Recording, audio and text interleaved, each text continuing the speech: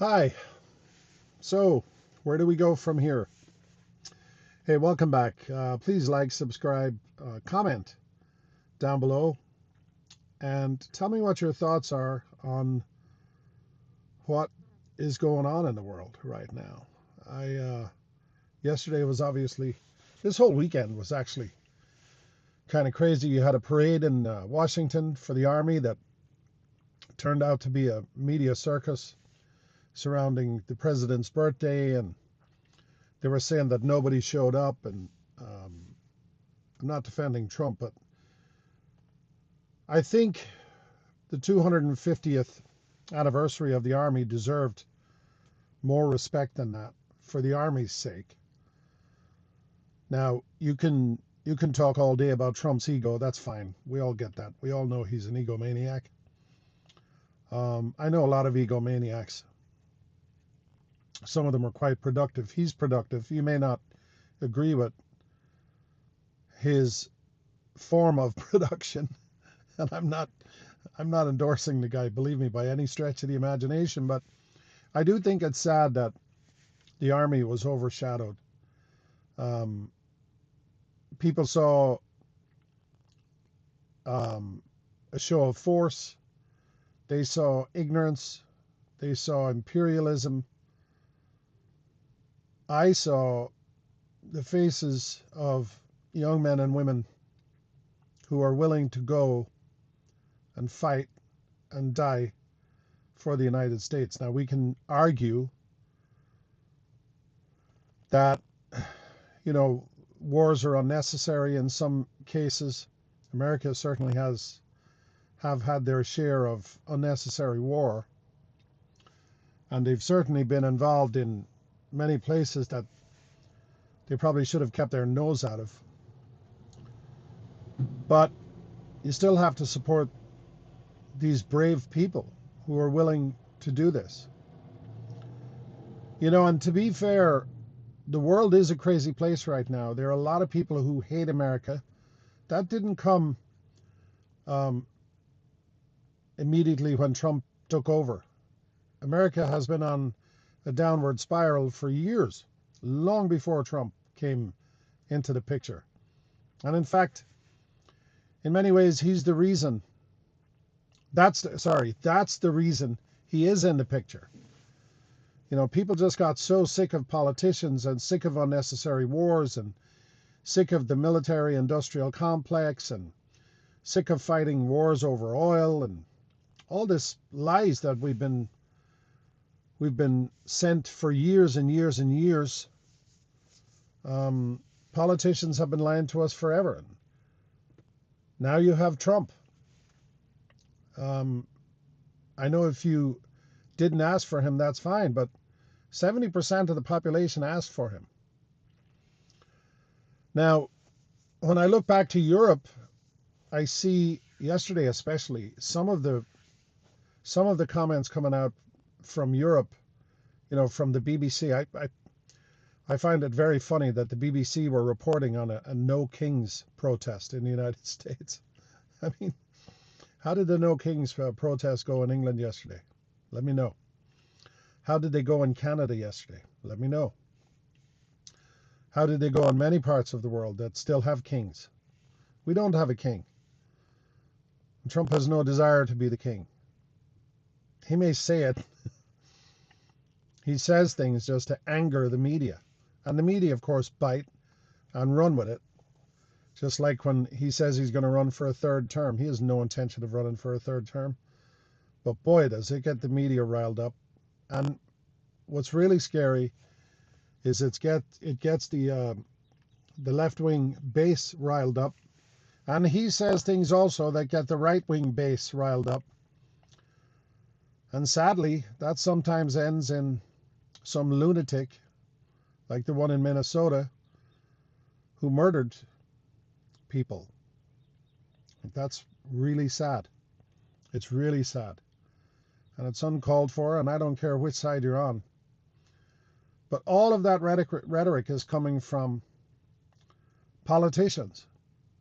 Politicians say nasty things, and then their base catapult those nasty things to a whole new level.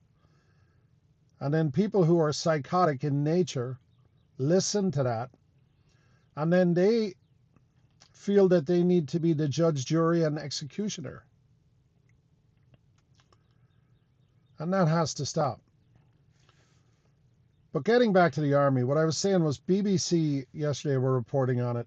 All of the major European networks, media outlets, were reporting on the fact that Trump is ignorant and we shouldn't have that military, and everybody hates America. They're losing power around the world. They're involved in too many conflicts, blah, blah, blah, blah, blah. And yeah, you can argue that. Maybe America shouldn't have all these bases all over the world. I have only one problem with that.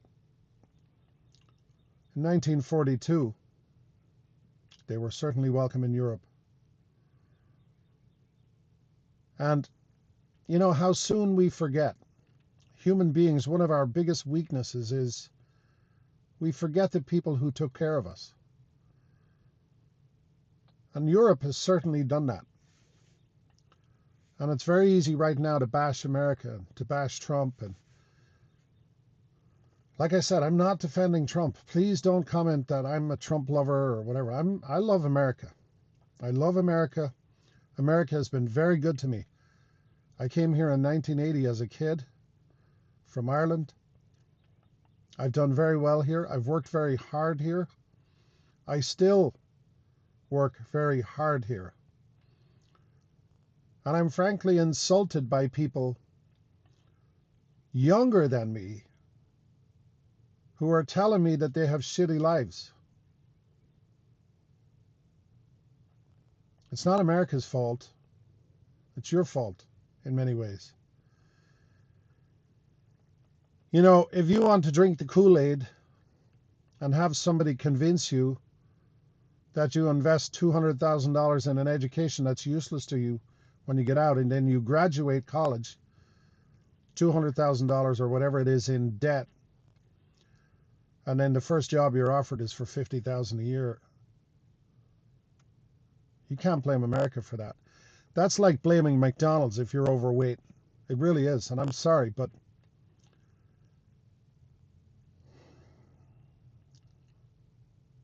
you voted for people who were supposed to fix all that.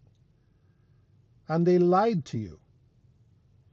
They lied to you about your education. They lied to you about home ownership. The banks lie to you every day, convincing you that they're going to help you. They're not going to help you. They're going to help you get into debt. And the politicians, with the help of the banks and many big corporations, have done an extremely good job of getting the entire country into debt and getting it into a debt that it may not survive. We are at one of the most crucial times in history in the United States, in the world, but we're talking about the United States right now. We are essentially bankrupt. The media have made us the laughingstock of the world. And yet, America is still the most powerful nation in the world, economically, politically, and militarily. And many American citizens are rooting against America. They're rooting for our demise. Where do you go if America fails?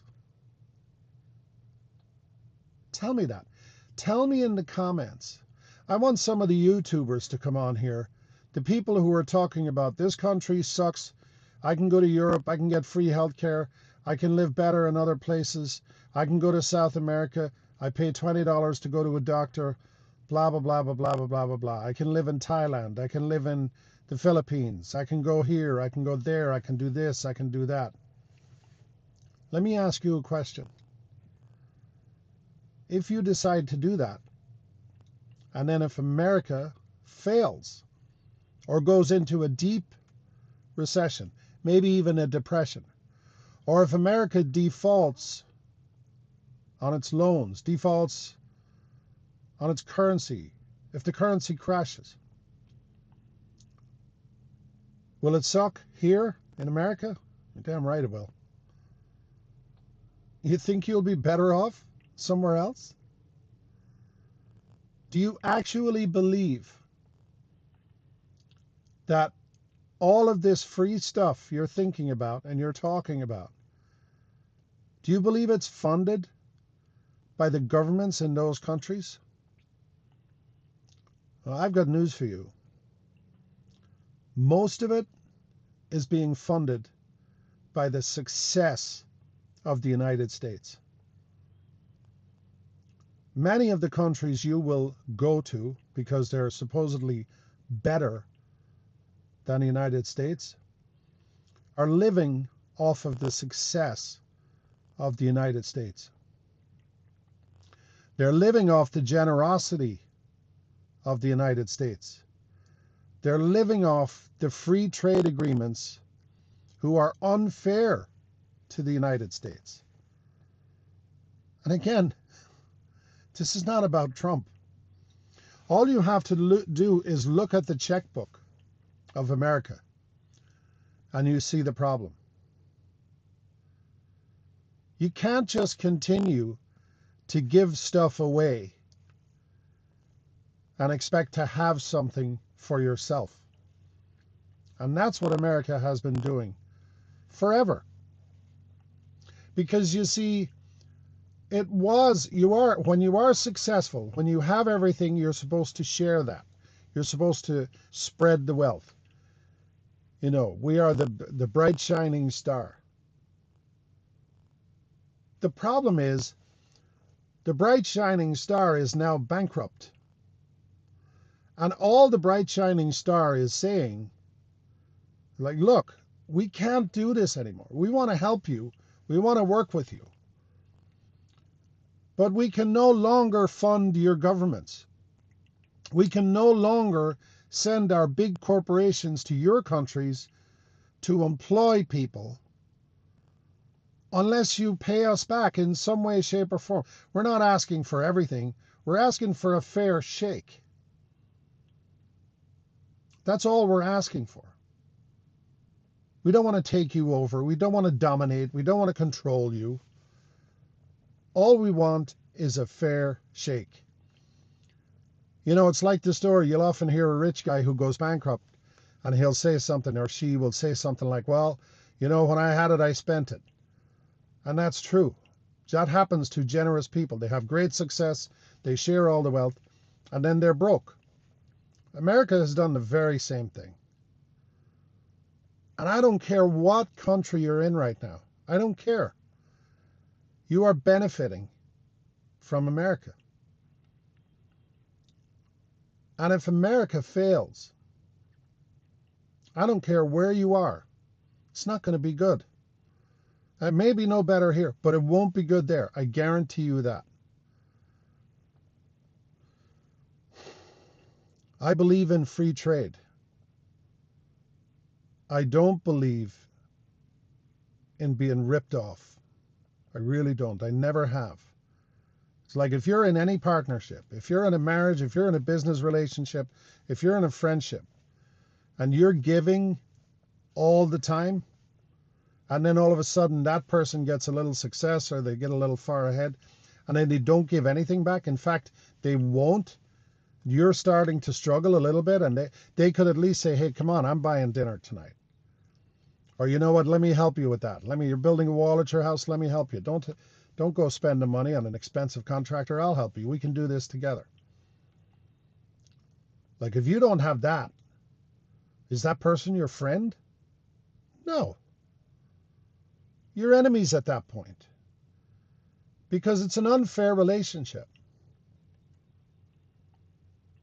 We can't keep doing this. And by the way, there are a lot of people on YouTube now talking about, I can go here and do better. I can live. This country will respect me. That country will respect me. Let me tell you something right now. You can come to America from any country in the world, and just like I did. I came here from another country. And eventually, if you're in America long enough, you will get legalized. And that's not Trump's fault either, by the way. We have a shitty immigration system because the government have been using it for years, long before Trump got there. But the point to this conversation is, I came to America from another country. I've lived here all my adult life. Came here when I was 17 years old. I got my citizenship a few years ago. I'm an American. I'm an American. Nobody questions that. It's accepted that I'm from Ireland, but I'm an American, and I can verbalize that in any room in this country. I can say, no, I'm an American now. I want you to go to another country and tell a citizen of that country that you're Irish, or you're Polish, or you're Turkish, or you're Portuguese, or you're Italian. And if you do that with your American accent, they will laugh at you. Some of them will be really angry at you. This is the only place in the world where anybody from anywhere on the planet can call themselves an American. That's why the reason we are in the situation we are in is because of bad politicians, bad policy, and over friendliness, or being overly kind for way too long.